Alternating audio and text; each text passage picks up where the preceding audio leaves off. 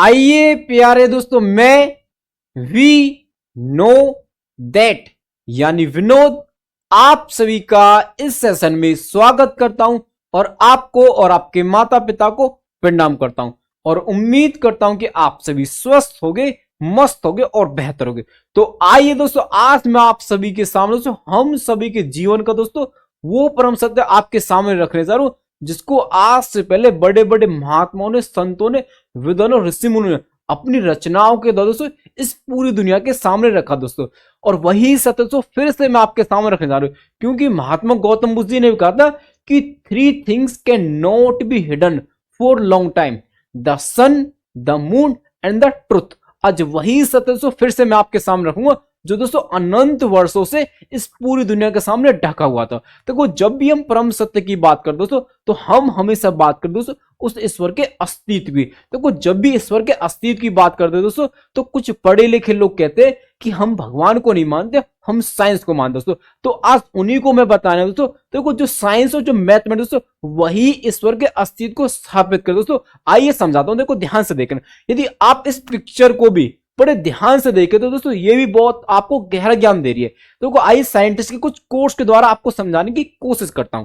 देखो ध्यान से देखो भाई। तो देखो, पहला कोट हमारे पास क्या दोस्तों, देखो ध्यान से, वर्नर वॉन ब्राउन। देखो, वर्नर वॉन ब्राउन कौन थे दोस्तों? ये एक दोस्तों बहुत बड़े रॉकेट साइंटिस्ट है दोस्तों, जो दोस्तों बहुत बड़े इंजीनियर। देखो, उन्होंने नासा के अंदर दोस्तों बहुत सारे रॉकेट लॉन्च किए दोस्तों। देखो, इनका पर्सपेक्टिव दोस्तों क्या था साइंस और भगवान को लेकर। देखो ध्यान से देखो क्या कह रहे हमसे ये कि my experiences with science led me to god, they challenge science to prove the existence of god, but must we really light a candle to see the sun. एक बार हिंदी में समझो इसका अर्थ क्या है कि विज्ञान के साथ मेरे अनुभव मुझे ईश्वर तक ले गए। वे विज्ञान को ईश्वर के अस्तित्व को सिद्ध करने की चुनौती देते हैं, लेकिन क्या हमें सचमुच सूर्य को देखने के लिए मोमबत्ती जलानी होगी? सोच के देखो तो कितनी गहरी बात ये बहुत बड़े साइंटिस्ट दोस्तों हमसे कह रहे हैं। तो इसका सीधा सा मतलब क्या है कि यदि हम उस ईश्वर को देखना चाह रहे हैं तो क्या वास्तव में हमको अंदर कोई मोमबत्ती या कोई हमको अपने अंदर दीपक जलाना पड़ेगा दोस्तों? हाँ, वास्तव में दोस्तों हमको एक दीपक जलाना पड़ेगा। इसीलिए तो भगवान गौतम बुद्ध जी ने कहा था कि अप दीपो भवा, यानी अपना दीपक स्वयं जलाओ दोस्तों। आज वही दीपक मैं आपके अंदर जलाने का प्रयास करूं दोस्तों इन कोर्स के द्वारा दोस्तों। आइए देखो, ध्यान से देखो भाई। अब अगले कोड पर चलते हैं दोस्तों। देखो भाई, आइए दोस्तों अब अगले कोट पे। देखो, इस कोट में क्या करे, ध्यान से देखो। देखो क्या करे हमसे कि science does not have a moral dimension, it is like a knife, if you give it to a surgeon और a murder each will use it differently. एक बार हिंदी में समझो इसका क्या है कि विज्ञान का कोई नैतिक आयाम नहीं है, यह एक चाकू की तरह है। अगर आप इसे किसी सर्जन या हत्यारे को दे तो दोनों इसका अलग अलग इस्तेमाल करेंगे दोस्तों। तो यहां से मैं आपको क्या समझाने की कोशिश करूं दोस्तों, जैसे चाकू के रूप में दोस्तों इन्होंने हमको समझाने का प्रयास किया दोस्तों। तो आज मैं आपके सामने दोस्तों यही चाकू के रूप में दोस्तों आपके सामने मैं रखने जा रहा हूं इस सिंबल को दोस्तों। तो जो इस सिंबल दोस्तों ये इन्फिनिटी का सिंबल है, यानी कि हम जितने भी स्टूडेंट दोस्तों अपने जीवन में रहे दोस्तों, हम सभी ने ये इन्फिनिटी का सिंबल सभी ने देखा दोस्तों, और हम सभी इनसे मिले दोस्तों, और हम इसको इन्फिनिटी या अनडिफाइन के रूप में जानते हैं दोस्तों, सभी जानते हैं। परंतु मैं इसको दोस्तों उस परम सत्य को स्थापित करने के लिए इस्तेमाल करूं दोस्तों, कि हमारे ऊपर डिपेंड करता है कि हम चीजों को कैसे इस्तेमाल करते हैं दोस्तों। तो यदि आप ध्यान से देखें तो ये कुछ नहीं है, दिस इज ओनली स्लीपिंग 8। ये क्या दोस्तों, स्लीपिंग 8 है। क्या दोस्तों, स्लीपिंग 8 यानी सोता हुआ 8 है केवल। समझे बातों को दोस्तों? देखो ध्यान से देखो भी। अब आगे चलते देखो भाई। देखो अगले कोट पे है दोस्तों। तो इसमें क्या कह रहे, ध्यान से देखना थोड़ा सा। देखो क्या कह रहे कि science and religion are not antagonistic, on the contrary they are sisters. While science tries to learn more about the creation, religion tries to better understand the creator. While through science man tries to harness the forces of nature around him, through religion he tries to harness the force of nature within him. एक बार हिंदी में समझो इसका अर्थ क्या है दोस्तों। विज्ञान और धर्म एक दूसरे के विरोधी नहीं है, बल्कि वे तो बहने हैं। जहां विज्ञान सृष्टि के बारे में अधिक जानने का प्रयास करता, वहीं धर्म सृष्टिकर्ता को बेहतर समझाने का प्रयास करता है। विज्ञान के माध्यम से मनुष्य अपने चारों ओर की प्रकृति की शक्तियों को नियंत्रित करने का प्रयास करता है, कि जबकि धर्म के माध्यम से वह अपने भीतर की प्रकृति की शक्तियों को नियंत्रित करने का प्रयास करता है दोस्तों। तो इस कोड का दिया आपको मैं सीधा सा मतलब बताऊं तो इसका मतलब पता क्या है कि साइंस तो हमको क्रिएशन के बारे में बताते कि प्रकृति कैसे क्रिएट हुई दोस्तों, और दोस्तों जो धर्म है वो हमको क्रिएटर के बारे में बताता है कि नहीं। अब देखो इसमें आगे क्या करें कि हम साइंस के द्वारा दोस्तों जो अपने आसपास की चीज दोस्तों, उनकी जो शक्ति है दोस्तों, उनको कंट्रोल करने की कोशिश करते हैं दोस्तों, है कि नहीं, जैसे कि एआई, है कि नहीं। अब देखो जो हमारे पास जो धर्म है वो क्या करता है, हमारे अंदर की शक्तियों को नियंत्रित करने का प्रयास करता है। तो यानी कि मैं आपको सीधा सा संबंध ये बता सकता हूं, जो साइंस है वो भौतिक जगत को डिफाइन करती है और जो अध्यात्म वो आंतरिक जगत को डिफाइन करती है, यानी कि जो भौतिक यानी कि साइंस और अध्यात्म यानी कि धर्म दोस्तों। देखो आगे चलते भी देखो, ध्यान से देखो अगले कोट में, देखो ध्यान से देखो क्या क्रम से, कि to simply dismiss the concept of God as being unscientific is to violate the very objectivity of science itself. एक बार हिंदी में समझ कर क्या है कि ईश्वर की अवधारणा को अवैज्ञानिक मानकर खारिज कर देना विज्ञान की वस्तुनिष्ठता का उल्लंघन है। अब ध्यान से समझ इसका मतलब, अब इसका मतलब सीधे सा क्या है कि यदि साइंस ईश्वर के अस्तित्व को स्थापित नहीं कर पा रही तो वह ना साइंस की ऑब्जेक्टिविटी यानी कि वस्तुनिष्ठता का उल्लंघन है दोस्तों। सोच के देखो क्या साइंस इस बात को डिफाइन करते हैं दोस्तों। अभी आपने देखा कि साइंस और धर्म दोस्तों विरोधी नहीं है बल्कि क्या है, बहने हैं। समझे बात हो दोस्तों। अब देखो इन्हीं बातों को बहुत अच्छे से और गहरे से समझाने के दोस्तों अब मैं आपके सामने दोस्तों एक श्लोक लेके आया दोस्तों संस्कृत का। देखो क्या कह रहा है दोस्तों ये श्लोक, ध्यान से देखो हमसे, कि यथा शिखा मयूराना नागाना मणियो यथा तद्वद वेदांग शासनम करे तो मूर्धस्तम। एक बार हिंदी में समझ कर कि जिस प्रकार मोरों में शिखा और नागों में मणि का स्थान सबसे ऊपर है, उसी प्रकार वेद और शास्त्रों में गणित का स्थान सबसे ऊपर है। एक बार इंग्लिश में भी पढ़ लेते हैं कि just as the crest of a peacock and the gem of the snake hold the highest place, similarly mathematics hold the highest place among all the Veda and scriptures. समझे बात को कि ये देखो ये श्लोक कितनी गहराई से दोस्तों हमको दोस्तों धर्म यानी कि वेद और शास्त्र और गणित दोस्तों कितना गहरा संबंध हमको बता रहा है दोस्तों। यानी कि यहां से ये हमको समझाना चाहता दोस्तों ये श्लोक कि जो गणित है ना वो धर्म और शास्त्र दोस्तों ऊपर है। यानी कि मैं आपको यहां से ये समझाना चाहता हूं सीधा सीधा कि जो वेद और शास्त्र यानी कि जो धार्मिक पुस्तक है दोस्तों वो जो डिफाइन नहीं कर पा रहे, उस अस्तित्व को स्थापित नहीं कर पा रहे साइंटिफिक रूप में दोस्तों, क्या दोस्तों ये मैथमेटिक्स को डिफाइन कर सकता है दोस्तों। आइए समझाने का प्रयास करता हूं दोस्तों। देखो आगे समझाता हूं, देखो ध्यान से देखना। अब देखो मैं आपके सामने दोस्तों एक भगवत गीता के श्लोक भी लेके आया दोस्तों, चैप्टर 10 यानी अध्याय 10 का श्लोक नंबर 8, जिसमें भगवान श्री कृष्ण दोस्तों हमसे क्या करे, ध्यान से देखो कि अहम सर्वस्व परभो मत सर्वम पर्वते इति मत भसंते मां बुद्ध भाव सम्मिलित। एक बार हिंदी में इसका अर्थ समझो कि भगवान कृष्ण कहते कि मैं समस्त आध्यात्मिक और भौतिक जगत का मूल हूं, सब कुछ मुझसे ही उत्पन्न होता है। जो बुद्धिमान लोग यह भली बात ही जानते हैं वे मेरी भक्ति में लीन रहते हैं और पूरे मन से मेरी आराधना करते हैं। देखो जो भगवान श्री कृष्ण दोस्तों उन्हीं को तो हम परम ब्रह्म के रूप में जानते हैं और दोस्तों ये वो बात कह रहे हैं। अब देखो इस बात का दोस्तों क्या हमको साइंटिफिक या मैथमेटिकल कोई प्रूफ मिल सकता है दोस्तों? अगर ये मिल जाए तो ये बात सिद्ध हो जाए दोस्तों पूरी तरह से। तो दोस्तों आज वही मैं आपके सामने रखने जा रहा हूं दोस्तों। तो ये सब बातें मैं जानता हूं दोस्तों, इसलिए दोस्तों मैं भी उनकी आराधना में लीन रहता हूं और दोस्तों ये मेरा कर्तव्य है और मेरी ड्यूटी है कि मैं उनको ये सब बताऊं दोस्तों जो ये बातें नहीं जानते दोस्तों, एक साइंटिफिक और मैथमेटिकल तरीके से।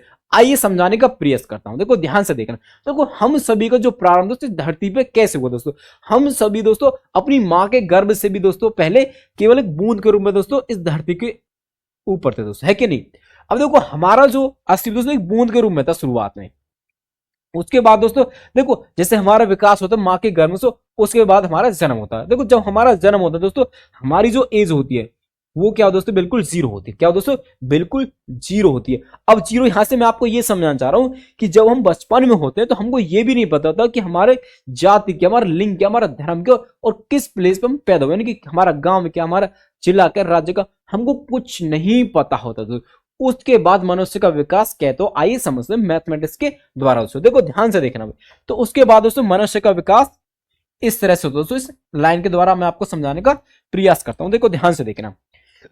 जैसे ही बच्चा 1 साल का होता है तो दोस्तों उसको पता चल जाता है कि मेरे परिवार में मेरे माता कौन है, मेरे पिता कौन है। और धीरे धीरे से वो बड़ा होता है, वो परिवार के और सदस्यों के बारे में भी जानता है दोस्तों। जैसे वो 3 साल का होता है दोस्तों वो पड़ोसियों को भी जानने लगता है। और आगे जैसे जैसे बड़ा होता है दोस्तों वो अपने परिवार को सबको जानने लगता है, धीरे धीरे सारी चीजें जानने लगता है दोस्तों।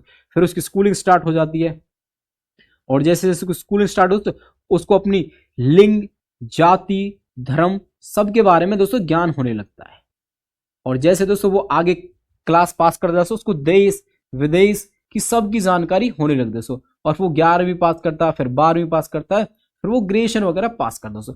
उसके बाद दोस्तों फिर वो नौकरी यानी ग्रेजुएशन करता है, फिर नौकरी करता है दोस्तों।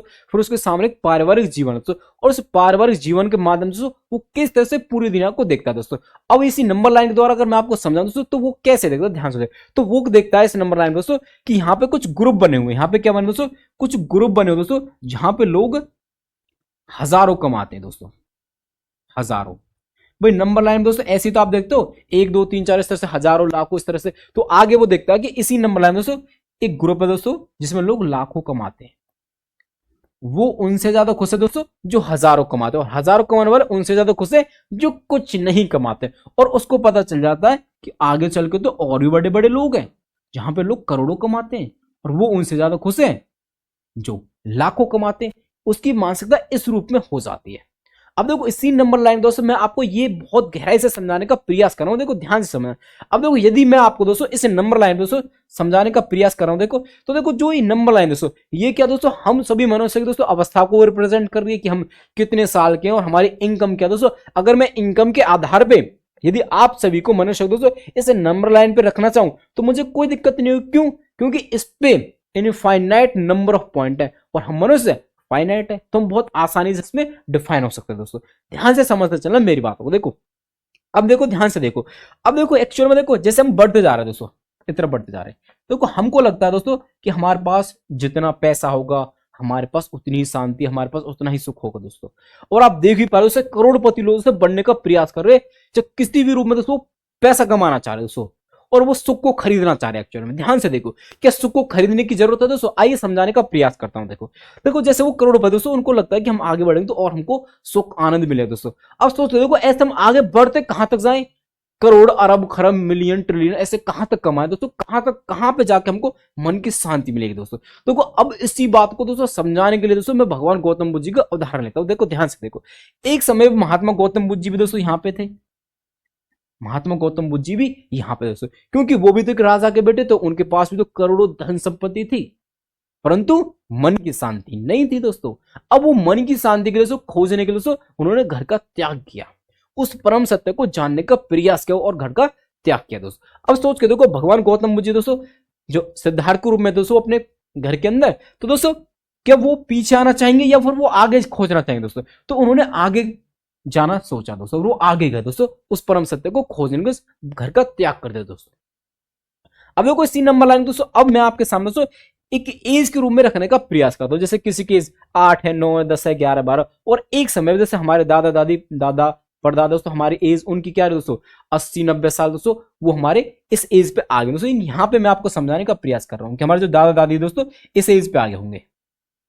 अब सोच के देखो दोस्तों हम सभी इस तरफ जाते जा रहे हैं कि हम सभी मनुष्य दोस्तों कोई 12 11 13 इस तरह से बढ़ते जा रहे हैं, कोई 40 50 60 70 80, कहीं ना कहीं दोस्तों हम यहाँ पे आ जाते दोस्तों। और इस अवस्था में दोस्तों हमारा जो जो मानसिकता दोस्तों वो दोस्तों इस पूरी दुनिया से अलग हो जाते हैं, इस पूरी दुनिया से अलग हो जाते हैं। जैसे बचपन में बच्चा होता है ना, उसको किसी का ज्ञान नहीं होता, उसी प्रकार जब जब कोई बूढ़ा व्यक्ति होता है वो इस पूरी दुनिया को भूल चुका होता है, इस पूरी दुनिया को भूल चुका दोस्तों, और यहाँ पे अनंत पे अकेला हो जाता दोस्तों। जैसे वो बचपन में रहता है, उसका कोई दोस्त या कोई उसको कोई ज्ञान नहीं दोस्तों, यहाँ पे आ जाता है जब वो दोस्तों, तो यहाँ से उसको कोई लेके जाता है, यहाँ से उसको कोई लेके जाता है। जैसे कि हमारे दादा परदादा दोस्तों मृत्यु को प्राप्त हुए दोस्तों, तो यहां से सोच के देखो उनको कौन लेके गया दोस्तों, सोच के देखो एक बार।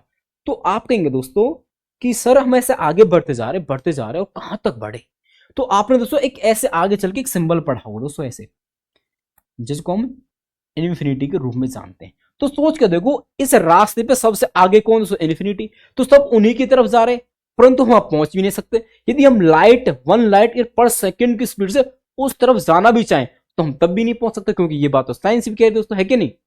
ध्यान से समझ पा रहे बातों को, देखो ध्यान से समझो, तो हम उस तरफ नहीं जा सकते, उस तरफ हम नहीं जा सकते। क्या वो हमारे पास आ सकते हैं दोस्तों? हाँ बिल्कुल हमारे पास आ सकते हैं। आइए समझाने का प्रयास करता हूं। देखो जैसे महात्मा गौतम बुद्ध जिस परम सत्य को खोजने गए दोस्तों, तो दोस्तों जैसे जैसे वो कठिन परिश्रम और दोस्तों तपस्या के द्वारा ईश्वर को यानी कि उस परम सत्य को खोजने का प्रयास करते, जैसे जैसे उनको लोग बता जा रहे थे, उनके गुरु बता रहे थे, उन मार्गों पे वे चल रहे थे दोस्तों, तो अनंत पे दोस्तों यहाँ पे जाके बहुत अलग हो गए, यानी कि उस अवस्था को महसूस करते जहां पे लोगों की दोस्तों मृत्यु होती है, उस अवस्था को महात्मा गौतम बुद्ध जी ने अनुभव किया। उसके बाद उनको परम सत्य समझ में आया और उनसे ये मिले, तब जाके जो महात्मा गौतम बुद्ध जी दोस्तों, उनको परम सत्य की प्राप्ति हुई, परम ज्ञान का ज्ञान हुआ दोस्तों। तो यहां पे आके दोस्तों वो इनसे मिले और जागे, और उनसे मिले और जागे दोस्तों। जागे यानी कि इनसे मिले और वो जागे, यानी उनको परम ज्ञान मिल गया दोस्तों। अब परम ज्ञान मिल गया दोस्तों, अगर परम ज्ञान किसी को मिल जाता तो वो अपने पास नहीं रखना चाहिए। यदि वो अपने पास रह जाता दोस्तों, वो सबसे बड़ा पाप होता दोस्तों। यदि किसी को अमृत मिले और नहीं बटे तो दोस्तों सबसे बड़ा पाप वही है। तो भगवान गौतम बुद्ध जी ने क्या किया दोस्तों, उस परम सत्य, उस अमृत को लेकर दोस्तों इस पूरी दुनिया को दोस्तों समझाने के दोस्तों वापस से संसार में दोस्तों, और उन्होंने अनंत यानी असंख्य लोगों दोस्तों समझाने का प्रयास किया और मुक्ति का रास्ता दिखाया दोस्तों। और उनके द्वारा दोस्तों बनाए मार्ग दोस्तों आज भी लोग चल गए दोस्तों मुक्ति पा रहे हैं। अब ध्यान से समझना दोस्तों इन बातों को, कितने साइंटिफिक तरीके से आपको समझाने का प्रयास करता है दोस्तों। देख पा रहे हो दोस्तों, ध्यान से देखना, ये बहुत अच्छे से आपको समझ पा रहे होंगे दोस्तों। अब देखो, अब सोच के देखो दोस्तों, अगर आप ध्यान से देखें तो अगर यहां पे देखो, यहां पे जो करोड़पति दोस्तों, ये जो बिलियन, जो एलोन मस्क दोस्तों, अगर वो मिलना भी चाहें दोस्तों, सबसे पहले किससे मिलेंगे दोस्तों, सबसे पहले किससे मिलेंगे दोस्तों, एलोन मस्क जी से। परंतु नहीं मिले। क्यों नहीं मिले? क्योंकि अभी भी वो माया जाल में फंसे हुए दोस्तों।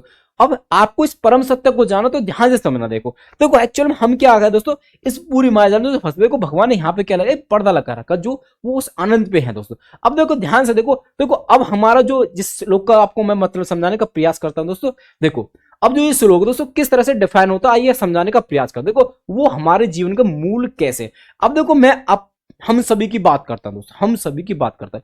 देखो हम सभी का जो जन्म हुआ था दोस्तों यहां पे हुआ था।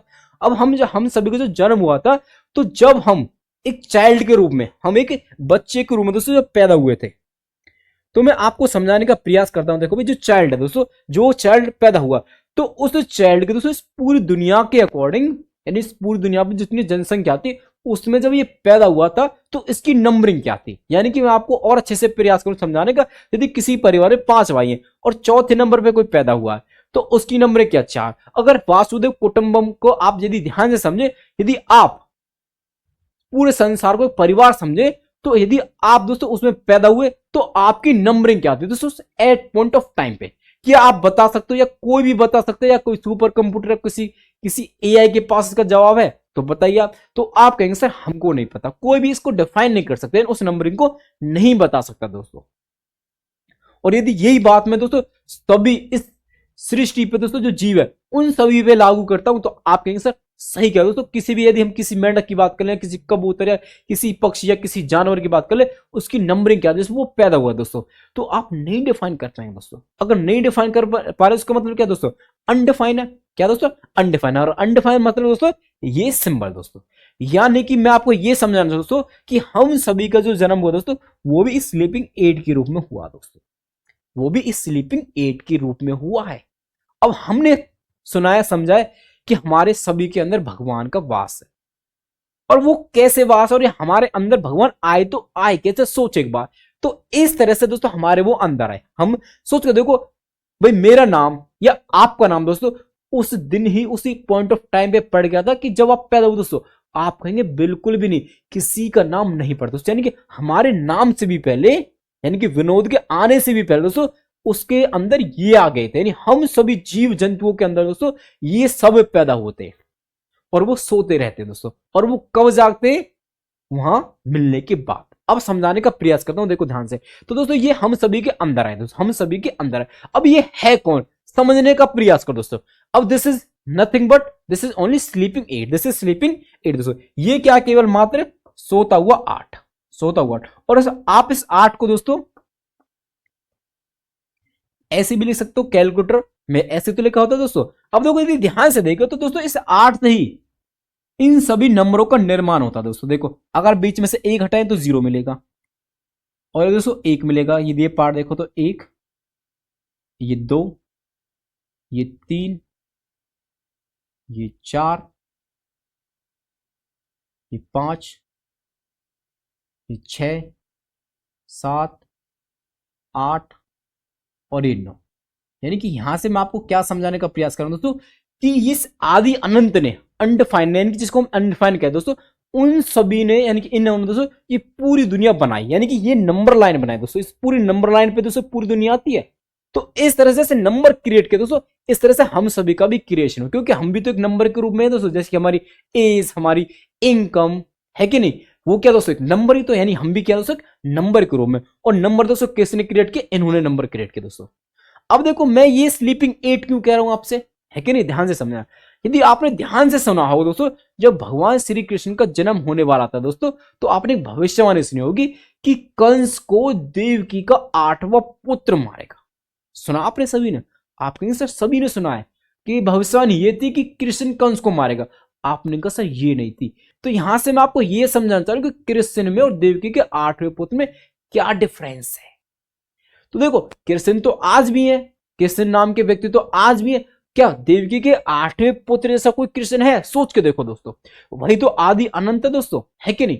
अब देखो इसी बात को और अच्छे से समझाने दोस्तों, आपको एक बात बता दोस्तों, जो दिनकर जी ने दोस्तों लिखी थी भगवान कृष्ण के बारे में दोस्तों, उन्होंने क्या कहा था कि सब जन्म मुझी से पाते हैं और लौट मुझी में आते हैं। अब देख पा रहे हो दोस्तों, हम सभी का जन्म भी दोस्तों, यानी हम सभी के जीवन का जो जन्म का जो मूल है वही है, और हम सभी के अंत का भी कारण वही है दोस्तों। यानी कि देखो हम सभी का जन्म भी यही हुआ और अंत भी वही होगा।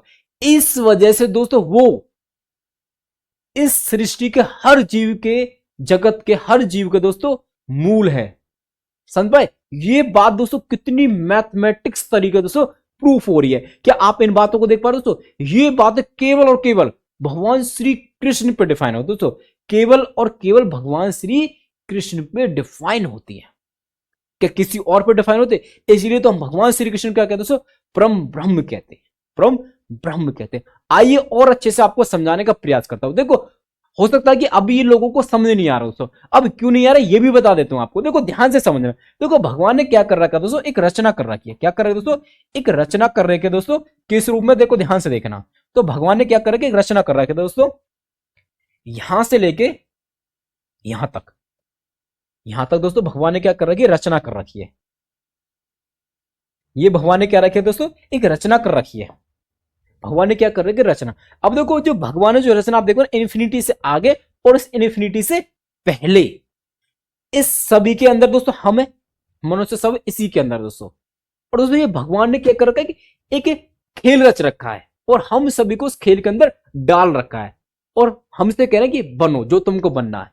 और लोग यहां जैसे कि बच्चा, जैसे 1 साल का होता है, 2 साल का होता है, 3 साल का होता है, जब 3-4 साल का हो जाता है उसको अपना नाम पता चल जाता है, तो फिर वो नाम कमाने के लिए पीछे भागता, और वो भागता खूब, हजारों लाखों करोड़ों लोग, करोड़ों पैसा कमाता है, करोड़ों पैसा कमाता है, अपना नाम कमाता है, परंतु अपना वास्तविक जो मूल है वो भूल जाता है, वो भूल जाता है। क्योंकि जो लाखों करोड़ों कमाने के लिए भाग रहा है उसका संबंध तो आदि अनंत से है, आदि अनंत, जो उस अनंत ब्रह्मांडों का रचयिता, उससे उसका संबंध है, परंतु वो भूल चुका है। यही वो परम सत्य होता दोस्तों, जो भूला हुआ याद आ जाए। जब भूला हुआ याद आ जाता है ना, तभी उसी को बोलते हैं ज्ञान प्राप्ति, जो भगवान गौतम बुद्ध जी को प्राप्त हुई थी दोस्तों। अब ये आपको कब समझ में आ जाएगा, ये आप निर्धारित करो दोस्तों, क्योंकि रजनीश ओशो जी ने कहा था कि मनुष्य कभी भी ईश्वर तक नहीं पहुंच सकता, मनुष्य कभी भी ईश्वर तक नहीं पहुंच सकता, परंतु जब मनुष्य तैयार हो जाता है तो ईश्वर खुद उसके पास आ जाता है दोस्तों। अब ये आपके पास कब आएंगे मुझको तो नहीं पता दोस्तों, यही इस बात को निर्धारित कर, परंतु हाँ मेरे पास आज को मेरा इनसे मिलन हो चुका है, तभी तो ये बात है बहुत ही साइंटिफिक और मैथमेटिकल तरीके से मेरे को पता है। सोच के देखो मुझको किसने बताया दोस्तों, ये बात ये मुझको किसी ने नहीं बताई। इनके मिलन के बाद दोस्तों मैंने इस ध्यान और योग के माध्यम से ये सारी चीजें दोस्तों खुद ब खुद क्रिएट किया दोस्तों, उनके और उनके आशीर्वाद से दोस्तों मैं आज आपके सामने इन बातों को रख रहा हूं दोस्तों को ध्यान से समझना। देखो देखो यदि मैं आज आपको दोस्तों यही नंबर लाया दोस्तों, इस जो आप देखते हो दोस्तों जो विराट रूप है दोस्तों, इस पे डिफाइन करने का प्रयास करता हूं। देखो आपने देखा कि जब महाभारत दोस्तों तो अर्जुन को भगवान श्री कृष्ण ने विराट रूप दिखा दोस्तों, और इस विराट रूप को दोस्तों आज के बड़े बड़े संत महात्मा दोस्तों इस रूप में इसको वर्णित करते हैं दोस्तों, इस रूप में उसको इमेजिन करते हैं दोस्तों। इस अनंत चेहरों का क्या मतलब, क्या इन अनंत चेहरों में दोस्तों क्या हमारा चेहरा आता सभी का?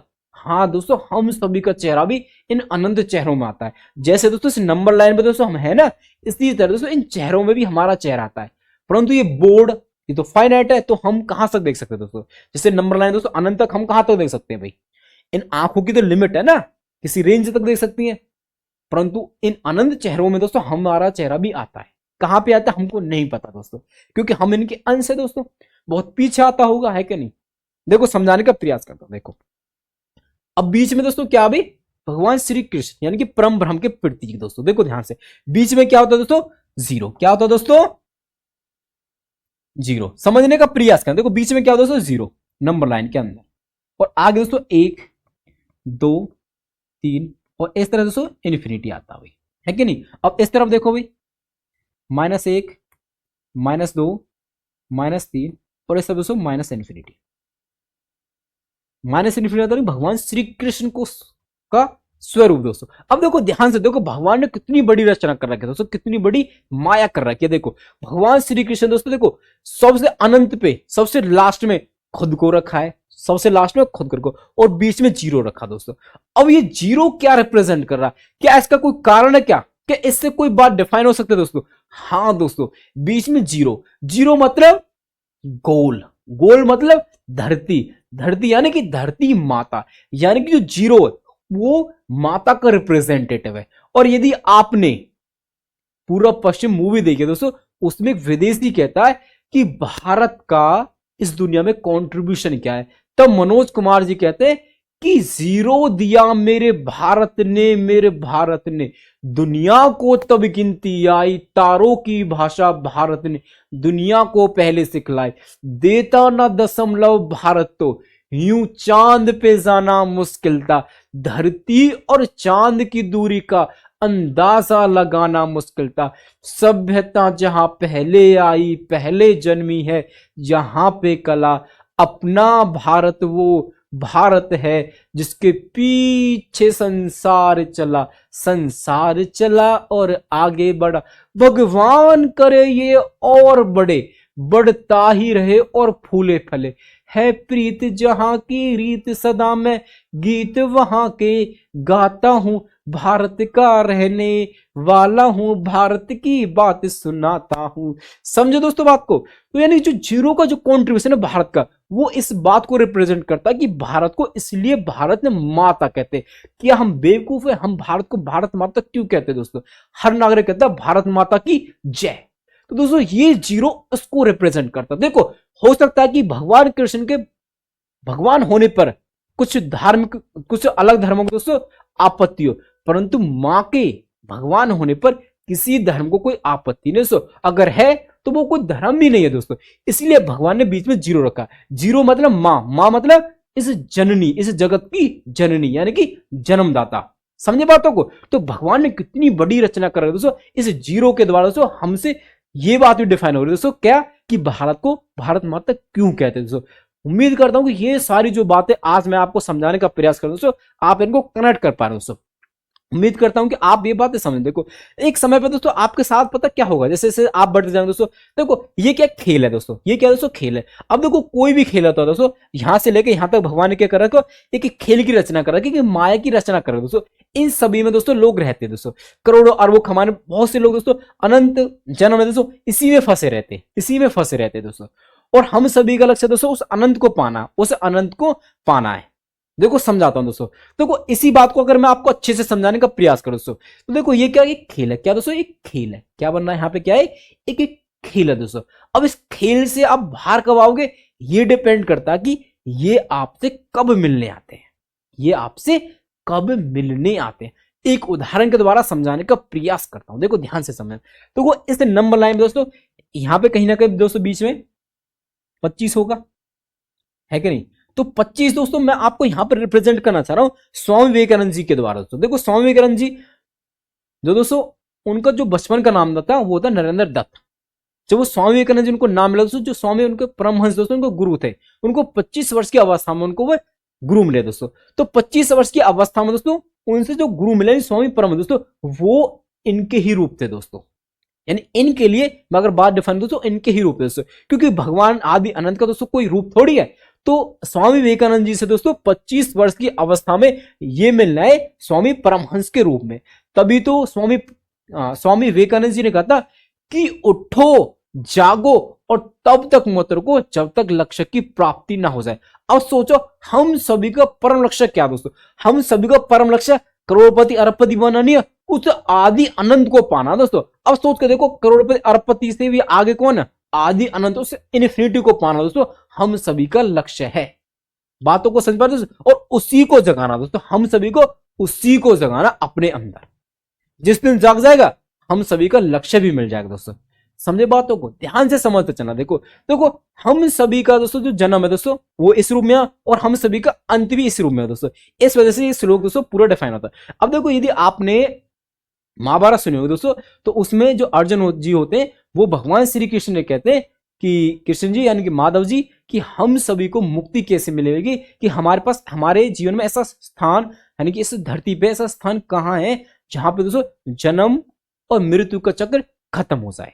तो भगवान श्री कृष्ण कहते हैं कि मेरा धाम यानी कि देवकी के 8वें पुत्र का धाम दोस्तों, आदि अनंत पे दोस्तों। देखो समझाने का प्रयास करता हूं। देखो भाई मुक्ति का मतलब क्या? सीधा संबंध ये कि आप पे कोई प्रभाव ना पड़े, आपका कोई अपमान करे सम्मान करे, आपको कोई प्रभाव ही ना पड़े। देखो आपको अपमान करेगा इसका मतलब क्या? आपकी वैल्यू घटाना चाहता है दोस्तों, आपकी वैल्यू घटाना चाहता है। देखो जब आप परम धाम पहुंच जाओगे, देवकी के 8वें पुत्र के धाम पहुंच जाओगे दोस्तों, तो आप दोस्तों मुक्त हो जाओगे। कैसे? देखो आपका कोई अपमान करे सम्मान करे कोई फर्क नहीं पड़ेगा। देखो समझाने का प्रयास करता हूं। देखो जैसे कि आपकी कोई वैल्यू घटाना चाहता है, आपका किसी ने अपमान किया और आप यहां पहुंच गए दोस्तों, और आपको कोई अपमान करना चाह रहा है दोस्तों। देखो इन्फिनिटी में से 10 घटाएंगे तो क्या है दोस्तों? इन्फिनिटी, यानी कि आप पे कोई प्रभाव नहीं पड़ेगा। और यदि आपका कोई सम्मान करना चाहे तो भी आप पे कोई प्रभाव नहीं पड़ेगा।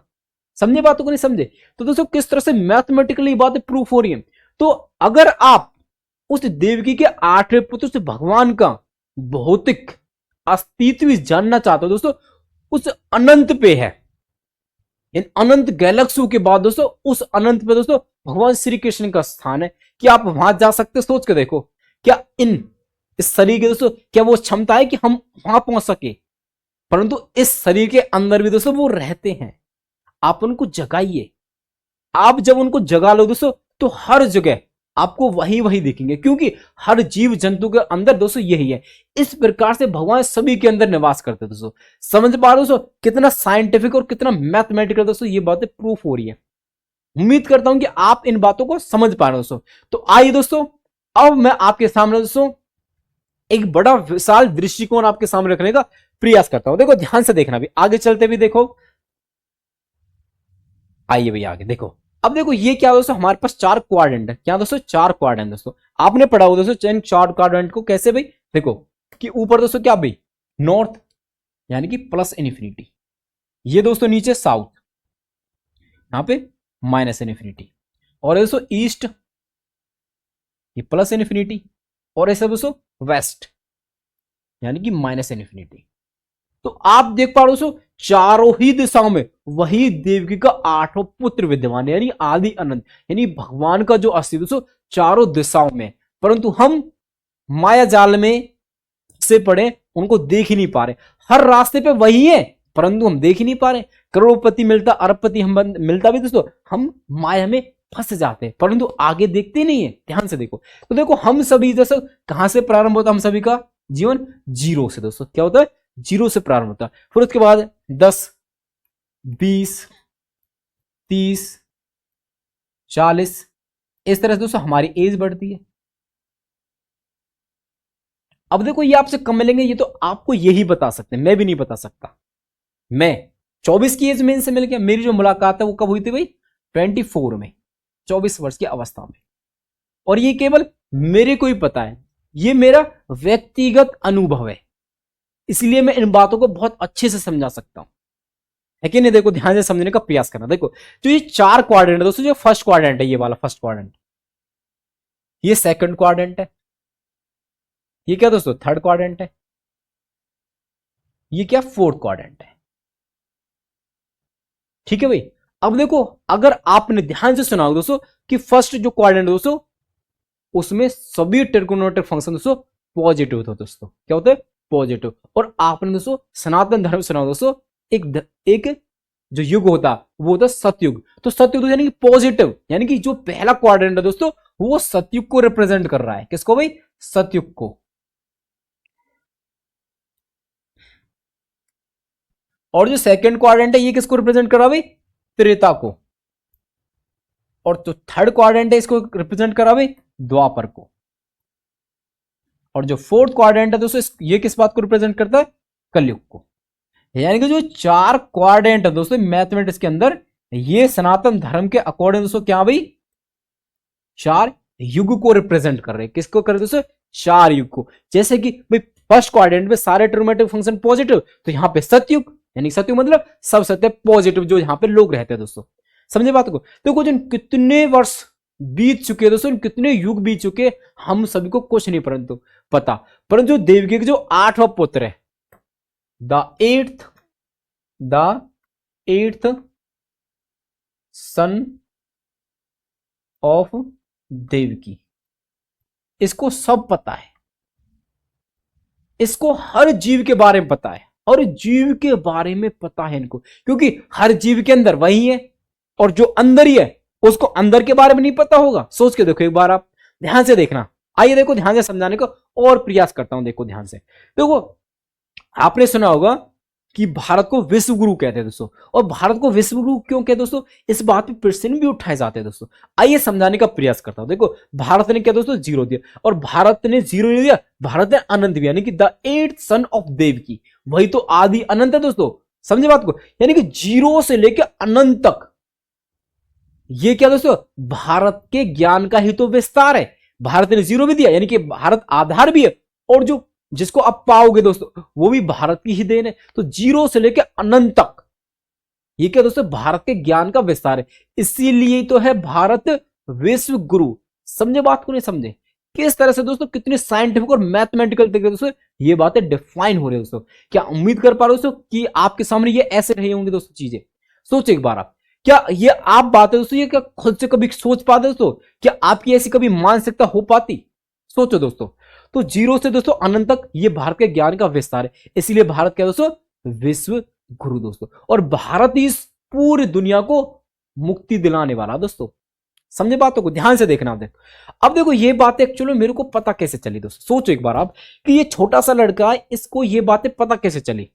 ये मेरे को 24 वर्षीय अवस्था में पता चलेगी, और किसी को दोस्तों ये बातें 50 के हो जाएंगे, 60 के हो जाएंगे, तब भी ये बातें नहीं पता चलेगी। और ये बातें केवल आपको तब पता चल सकती है दोस्तों जब ये आपके पास आ जाए। क्योंकि रजनी सोची ने क्या कहता कि मनुष्य ईश्वर तक नहीं पहुंच सकता, परंतु जब ईश्वर मनुष्य तैयार हो जाता तो ईश्वर खुद उसके पास आ जाता दोस्तों। तो ये आप पे डिपेंड करता है कि आप कब तैयार हो जाते हो। वो तो आने के लिए आपके पास आ तो रहे।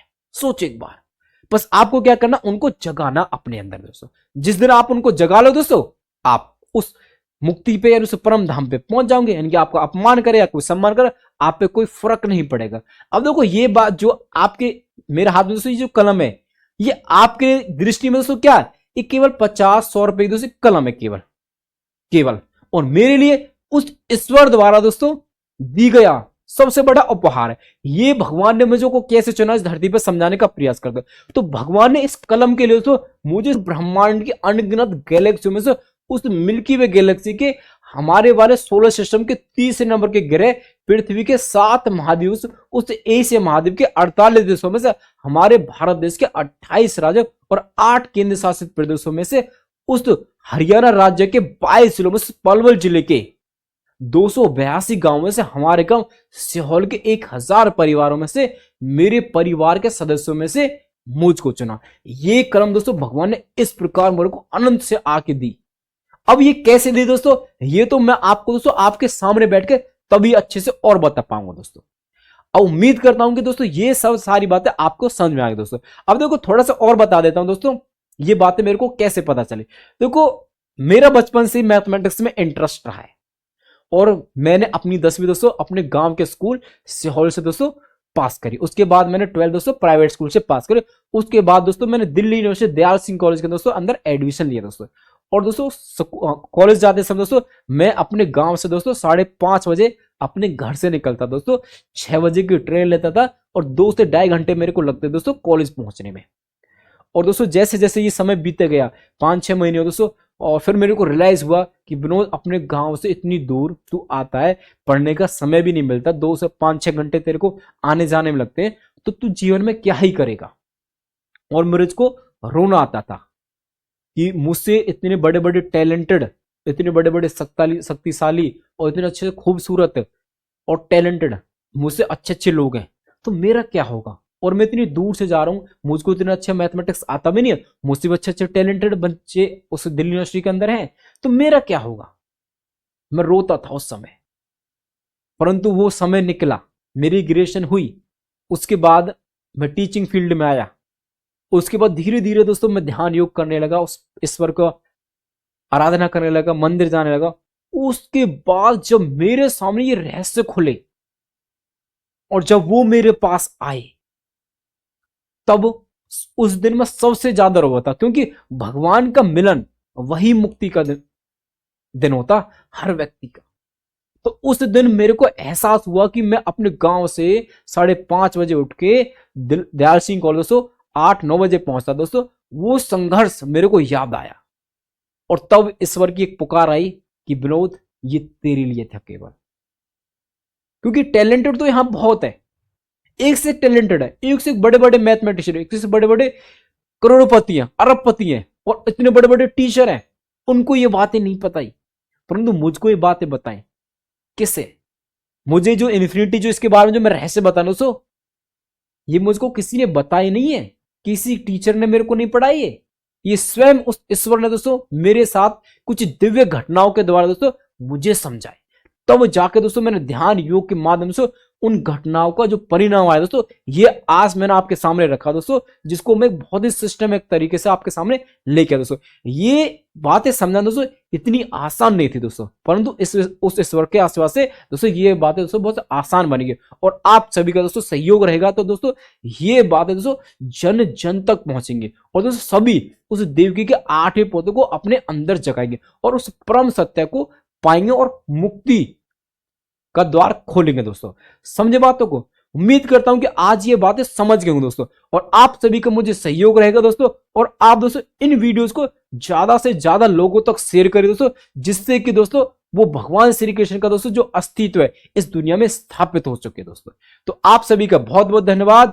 जय हिंद, जय भारत, भारत माता की जय। Bye bye.